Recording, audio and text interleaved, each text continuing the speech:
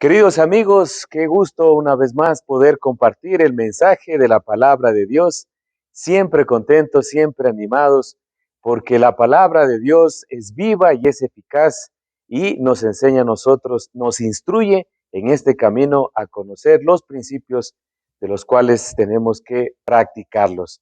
Así que una vez más, bienvenidos a esta transmisión del mensaje de la palabra de Dios. Queremos continuar con esta serie del cristianismo. ¿Qué es ser cristiano? Y hemos hablado ya, está grabado y usted lo puede revisar, qué significa el término cristiano, de dónde nace, y así podemos nosotros aclarar y podemos tener una identidad y ahora sí comenzar a vivir realmente esa vida cristiana. Y en esta ocasión queremos hacer también una diferencia en lo que es una religión y también lo que es una relación, porque la mayoría de nosotros siempre está en nuestra mente lo que es la religión, es decir, el tener una profesión de fe o el estar inclinados hacia alguna forma de pensar o una filosofía actual. Por lo general, la mayoría de la gente dice, ¿en qué religión eres? Y unos dicen, yo soy católico, yo soy evangélico, yo soy mormón, y así hay muchísimas identidades, pero queremos nosotros hacer la diferencia porque no es la religión la que nos va a salvar, ni la que tenemos que nosotros decir cuando nos encontremos dentro o nos encontremos con la presencia de Dios en ese día final, en ese tribunal de Cristo, en ese tiempo ya donde no habrá otras religiones ni denominaciones, solamente estaremos Dios y nosotros allí. Realmente se acabaron todas las cosas que a lo mejor equivocadamente estamos practicando en la tierra, porque Jesús no vino a formar una religión más. Jesús no vino a llenarnos de tradiciones, ni tampoco su objetivo fue darnos costumbres o hábitos para seguir, no. La vida cristiana, el ejemplo de Cristo fue básicamente para poder enseñar al hombre a tener una vida diferente basada en principios y basada en valores, pero los valores del reino de Dios. Y por eso Jesús los modeló, Jesús los practicó, Jesús también los enseñó. Y esto lo podemos ver básicamente en los 4 evangelios, donde afirma cómo fue el proceso de Cristo Jesús de encontrar a estas personas, cómo fue, qué método utilizó Jesús para separar a 12 personas, para inspirarlos y también para motivarlos a que continúen con la misma causa, con el mismo propósito de Jesús. Y aquí podemos ver en la palabra de Dios, en los evangelios, cómo Jesús formó a estas personas. ¿Qué tiempo lo ocupó? Pues la Biblia nos dice en el Nuevo Testamento que fueron 3 años en los cuales Jesús invirtió su vida, su tiempo, su esfuerzo, sus oraciones, sus enseñanzas, sus palabras a 12 personas para que ellos a su vez pudieran seguir con el propósito de Él. Y para tener una relación, queridos amigos, tenemos que realmente invertir tiempo y esfuerzo. Creo que la mayoría de nosotros, sobre todo los que somos casados, tuvimos un tiempo para encontrarnos, tuvimos una afinidad con aquella persona que estábamos tratando de conquistar. De enamorados dedicábamos tiempo, no solamente 1 hora a la semana, sino cada fin de semana, y si era posible todos los días, con el fin de fortalecer esa amistad, con el fin de conocernos un poco más y con el fin también de poder agradar a la otra persona y llegar al propósito realmente de lo que es el matrimonio. Entonces hubo compromiso, hubo fidelidad, hubo tiempo, hubo un esfuerzo en establecer y en fortalecer esa relación. Eso es lo que nosotros entendemos como relación. Es algo que está ligado, no solamente que se participa presencia, sino también de sentimientos, de emociones, de alegrías, como también de tristezas. Eso es una relación muy diferente a lo que es una religión. Las religiones por lo general son monótonas, son frías, son tradicionales y la gente fácilmente se cansa porque no hay una conversación, no hay una comunión, no hay un diálogo con la persona o con las personas que forman esa comunidad.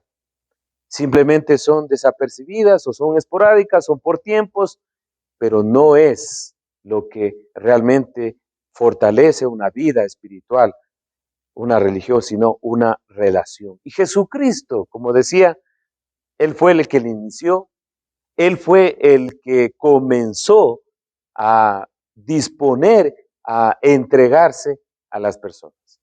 Recordemos que sus primeros inicios fue de enseñar y luego que la gente lo podía conocer, luego que la gente lo podía escuchar y observar, muchos trataron de seguirlo, muchos lo siguieron, muchos estuvieron con él, pero no todos tenían el compromiso de estar realmente obedeciendo sus mandamientos o escuchando atentamente sus consejos, ¿no? Como nos relata en el libro de Juan, la mayoría de ellos buscaba un milagro, la mayoría de ellos también quería una sanidad o quería también llenar el estómago, porque en varias ocasiones, en 2 ocasiones, Jesús multiplicó los alimentos. Entonces Jesús ya conocía que lo seguían, a veces por interés, otras veces por conveniencia, pero había también un grupo que lo seguía de corazón. Y por eso Jesús hizo 3 cosas para poder relacionarse. Jesús seleccionó a 12 personas, Jesús entrenó a estas 12 personas y Jesús los comisionó. Aquí está la descripción entonces en la Biblia y vamos a observar que en el capítulo 6, el versículo 13 del libro de Lucas, podemos encontrar cuál fue la forma que él seleccionó. No solamente lo hizo al azar, sino aquí nos dice que él estuvo orando antes de poder escoger a los 12. La palabra de Dios nos dice, y cuando era de día, llamó a sus discípulos y escogió a 12 de ellos, a los cuales también llamó apóstoles. El versículo anterior nos dice que Jesús estuvo en el monte orando y pasó toda la noche orando a Dios. No fue una casualidad, no fue una coincidencia, ya fue por medio de la oración, ya fue por medio de la comunión con su Padre Celestial, que de todas las personas que lo estaban siguiendo, Él ya estaba mirando a 12 personas y por medio de la oración lo confirmó y separó a los 12 apóstoles, a los 12 personas que no tenían ninguna forma de decir que eran importantes. 4 de ellos eran pescadores, 2 de ellos eran revolucionarios, uno era también cobrador de impuestos, publicano, eran también personas que se dedicaban a la agricultura. Entonces podemos ver que eran totalmente diferentes, no tenían algún título, no eran de una familia reconocida, no tenían, a menos lo que se puede conocer, posición económica. Entonces, ¿qué vio Dios? ¿Qué vio Jesús en ellos? Disposición. Vio la manera de ser dóciles, de poder ser enseñables. Porque antes de que ellos fueran sus seguidores, fueron seguidores de Juan el Bautista. Es decir, que estaban interesados en los asuntos espirituales. Y Jesús ya se daba cuenta de eso y por eso comenzó y los separó, los ayudó, los formó, les enseñó y comenzó también a mostrarles las diferentes cosas. Aquí podemos ver entonces que el método que Jesús utilizó fue la oración, seleccionando a 12 personas ordinarias que al lado del maestro, que en el seminario más completo que podría tener un ser humano, que es la vida de Jesucristo, que junto con ellos los pudo también preparar para la gran comisión. Así que el método que Jesús utilizó fue la oración al seleccionar 12 personas. Luego encontramos también que los comisionó, es decir, que ya los encargó hacia una función diferente. Y también en el libro de Juan encontramos que él los relacionó, además de que se estaba relacionando juntamente con ellos, también los capacitó, los entrenó. Juan capítulo 13, el versículo 15 nos dice: porque ejemplo os he dado, para que como yo os he hecho, vosotros también hagáis. Recordemos que todas las ocasiones que el Maestro Jesucristo estuvo junto con los discípulos, aprovechaba cada oportunidad para enseñarles. Cuando había necesidades de niños, Él estaba con ese afecto, acercándolos, abrazándolos, cargándolos y también bendiciéndolos. Cuando había el menosprecio por una mujer, como en el caso de esta mujer adúltera que estaba lista para ser apedreada, Jesús con humildad se acercó a ella y no la reprochó. Cuando también observamos que en personas con enfermedades muy dolorosas, como era la lepra, que nadie quería contagiarse, peor que se querían acercar, Jesús se acerca a 10 leprosos, de los cuales todos son sanados, pero solamente uno regresa a agradecerle. Recordemos también que tuvo misericordia de una persona que estaba endemoniada, al pedir también a Dios para que lo libere de esa lucha interna, de esos demonios que pasaban. Y los discípulos estaban allí. Ellos estaban no solamente como espectadores, sino también como aprendices. Por eso la palabra discípulo significa disciplina. Ellos estaban disciplinándose al lado del maestro. Cuando vieron la transfiguración, cuando ellos estuvieron caminando también por los lirios del campo, por los campos, observando los lirios, también cuando podemos escuchar esas frases o ese sermón tan maravilloso como es las bienaventuranzas. Ahí estuvieron ellos. Los estaba comisionando, los estaba preparando, los estaba ya delegando en poco, porque les iba a venir algo más. Y miren cómo también Jesús utilizó el método de comisionarlos. Y aquí encontramos en Mateo capítulo 28 y el versículo 19, donde observamos también lo que dice: por tanto, id, por tanto, vayan y hagan discípulos, porque ellos ya fueron justos, y al final de sus días le dice: hagan discípulos a las naciones y enseñándoles que guarden todas las cosas que yo les he mandado. Y yo estoy con ustedes todos los días hasta el fin del mundo. También Jesús los comisionó. Primero los seleccionó, luego los entrenó y también los comisionó. Ese es el método de Jesucristo. Esa es la verdadera relación que nosotros debemos tener con aquel que decimos que es el Salvador del mundo, y que no solamente lo recordamos en fechas especiales. Aquel que realmente estuvo en la cruz, murió, pero también resucitó, es el que verdaderamente debemos seguir, y no en nuestra mente, y no solamente con simples dichos que decimos de Jesús. Este es el verdadero propósito de conocer lo que es una relación con Dios.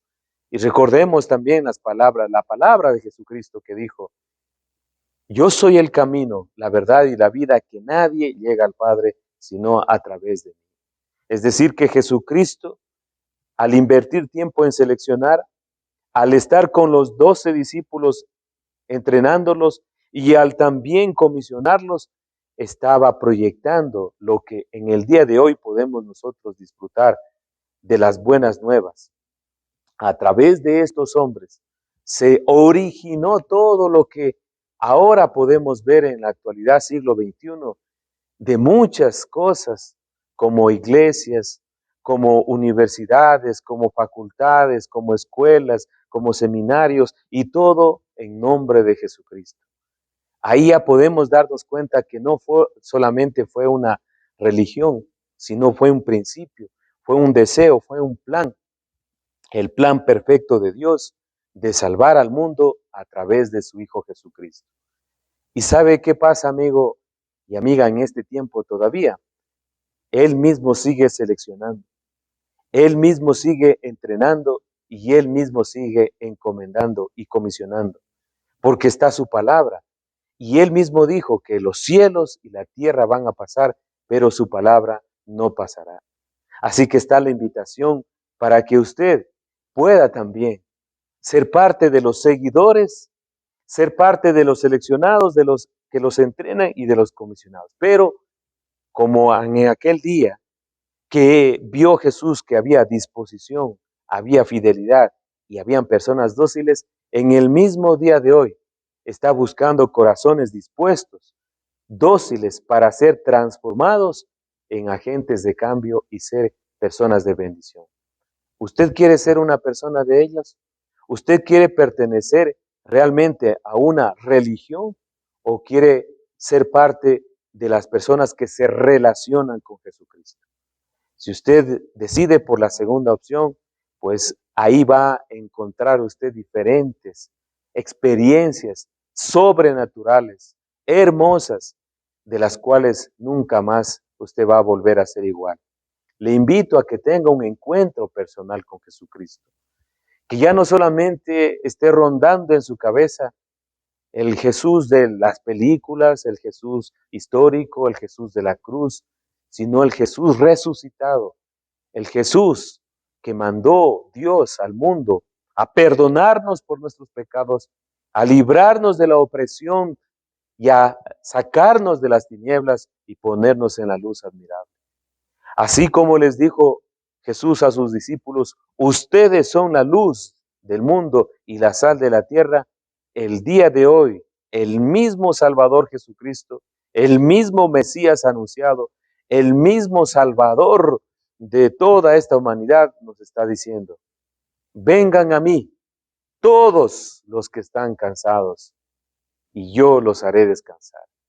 Y aprendan de mí que soy manso y humilde de corazón. La invitación está allí. Dios, a través de su palabra, nos aclara el propósito de vida. Quien conoce a Cristo tiene realmente una vida realizada, porque cuando llega Él al corazón del ser humano, llena todo el vacío del corazón y lo transforma para una nueva vida. Así que, querido amiga y querido amigo, le invito a hacer una oración conmigo para poder reconocer a Jesucristo como nuestro Señor y Salvador y tener la oportunidad de ser uno de sus seguidores y uno también de las personas que somos agentes de cambio. Gracias, Dios, te damos por esta oportunidad de conocer tu palabra y saber que Jesucristo no está muerto. Gracias porque a través de la Biblia podemos tener un encuentro personal.